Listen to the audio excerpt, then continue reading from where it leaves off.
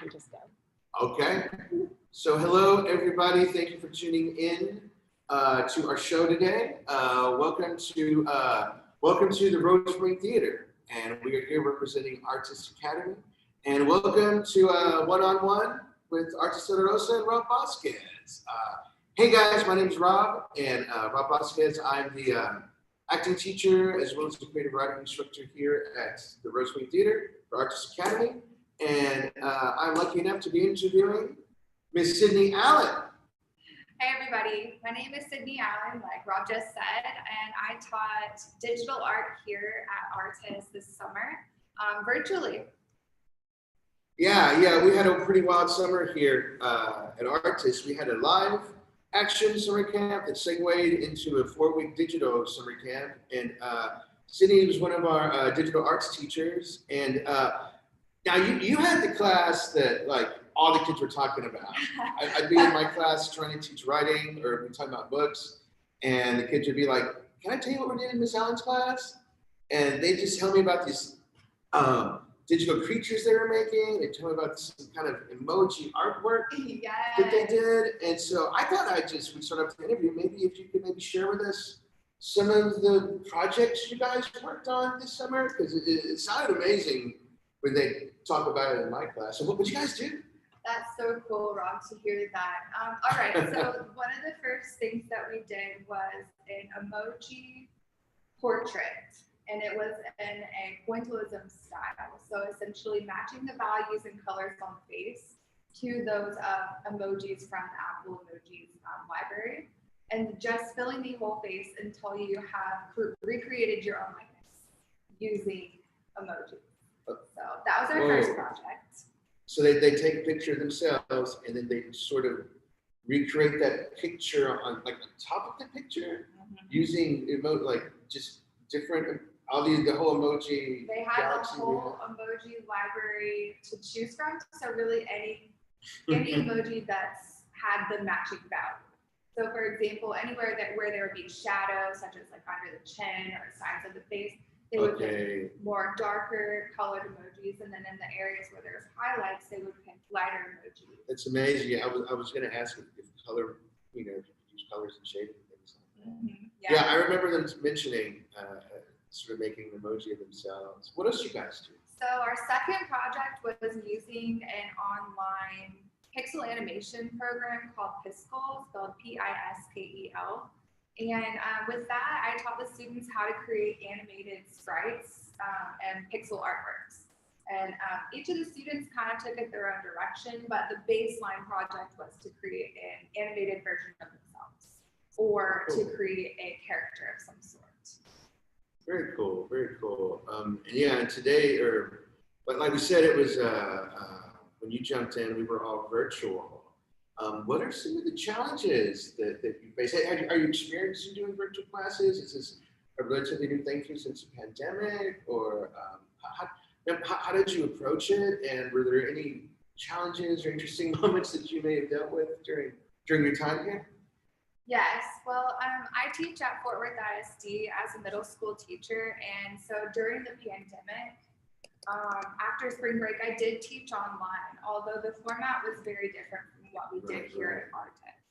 So at Artist, I was online basically the entire day with the students and different class periods.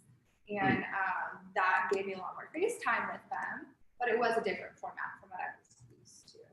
As far as the challenges go, I think that I was first of all afraid that the students would not get to know me as well.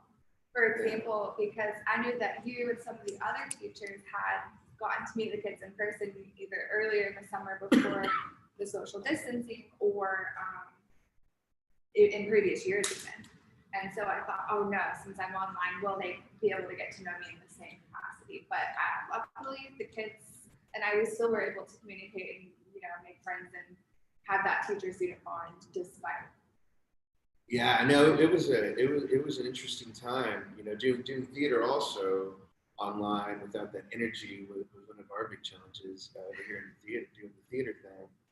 This side of the building, Was there like a bright moment? Was there like, do you have a favorite moment from camp that maybe you can share with us, or more than one, however much you had? Well, I'm sure it's the same for you teaching theater, but there's not just one, there's many. So I'll just pick a couple that come to mind. Yeah, that'll work. So let's see. First of all, I remember working with Group C, which was a smaller group of middle school girls, and we were working on our digital artworks at the same time as talking, and I was letting them play DJ, and they were showing me their favorite songs from Hamilton and different musicals and different K-pop groups, and it was so organic. You know, we were working on the project. It was almost the feeling that I strive for in my art classroom, where we're all working on the same project together. We have a sense of like community and peaceful chillness because we're all like listening to music. It was really unique to be able to do that even still over a virtual classroom. No, I gotta agree with you. That's one of the things that's a really bright spot for us too. Just watching them form these friendships online and sort of collaborate together, work on projects together. You can really see something kind of special happening. You know, one of the reasons I love teaching is I love to see the friendships happen. Yeah. and I actually got to see that, and that was just an amazing thing. Just whenever I think it can happen maybe with all the teachers. Just that sense of connection. I think that you had mentioned previously in our last live interview about Group A and how they were forming friendships, but they were also becoming more and more proficient with technology. Since I was teaching digital art, I saw Group A go from pretty lost with technology to pretty proficient with technology. So much so that one of my Group A girls, Group A was the youngest group of kids, so like 7 to 10. Yeah, I think so. So one of the girls in that group was actually able to teach one of my other students how to do the project because she knew it well enough to do that. That was another one of those high moments, you know, just seeing like she's got it, she's learned.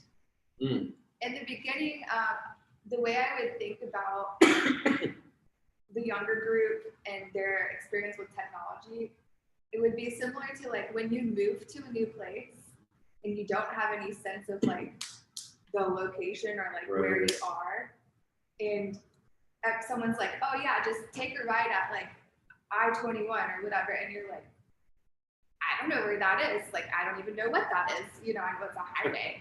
And that's kind of how my younger students were with technology at first. It's like they didn't have that frame of reference. So we got them that frame of reference, and then boom, they took off from there. Nice. Yeah, I would see that happen. Just in the various classes, the connections being made, and you know, I kind of touch base with them every so often. And what are you guys doing? And they're telling me these amazing things they're doing, and seeing the skill kind of build up. And for me too, it was kind of a thing for me. You were great in the sense that Sidney made these little how-to videos that were really, I guess, for the students to show them how to use the technology. But I know a lot of us use them too as teachers. So, you know, I appreciate that aspect of what you did for us all. So many videos. But yeah, just discovering the language and the techniques and, you know, what works with these kids online, you know, was challenging for me also. But it was so cool just to watch all the teachers, you know, you and the others that were working at the time, just to watch everybody kind of rise up and connect with the students. And seeing that happen was really an awesome thing.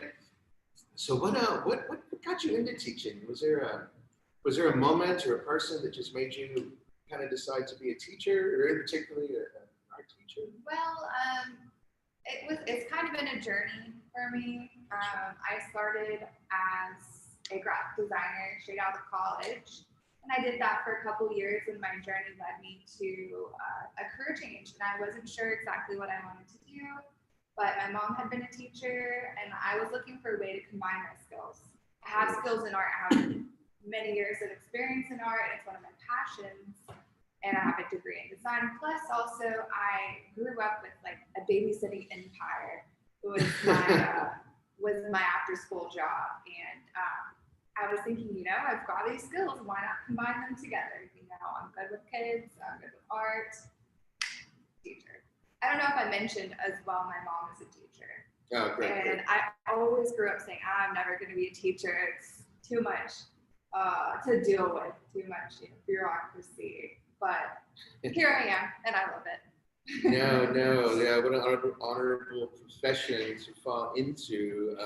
So yeah, shout out to all our teachers out there. I know that everybody's going through some new and difficult and trying times. But yeah, I know the kids had fun working with you, and just your whole approach to teaching really seemed to excite them. I had fun working with the kids too, especially like teaching here with a smaller group of students who are really invested in what they were doing was a breath of fresh air. Yeah. Because all the kids really, really cared. Especially one of my older boys in one of the older groups. Every project I would give to him, he would say, "Okay, let me take it 3 levels up," and just like seeing him get the basics and think, "Oh no, I can do more," was so inspiring. To have him just like latch on and then improve upon the project. Yeah, that is great to see. One of the things that I love about working here at Artis is the staff that we get, the teachers we get. I mean, we really get real professional artists coming in and working with us, and really just showing the kids, what an artist does, how an artist lives, how an artist makes decisions. I wanted to ask you, are there any other projects that you'd like to maybe mention that you might want to do, either for students, but also for adults? There's plenty of adults out there that I think would love an opportunity to come and create with you. Well, thank you, Rob. I also want to make a comment about the teachers and staff here at Artis Silla Versa and Artis Academy. It's been an honor working here with you, with Sarah, Janae, and really the whole team. I don't want to just name every single person, but it has been great. And like I said, it's been an honor. But as far as like other ideas and more projects, I've been starting to paint with different drinks like coffee, tea, and wine on watercolor paper, creating these detailed floral paintings. And I would love to do a workshop on that. It's something that I think that any age group could do and enjoy. It's meditative, calming, and best of all, you don't really need many supplies. So it kind of seems like the perfect pandemic workshop. Yeah, that'd be an interesting medium to experiment in, sort of with drinks, wine, coffees, teas, I guess anything that might offer a color, a texture. As long as it will stain the paper and it won't become, it won't rot, first of all, and it won't become like sticky too. Very cool. Yeah. Yeah, there you go, out there in the interweb. Comment if you'd like to maybe do this workshop. I think that would be a really cool thing to try, to explore there.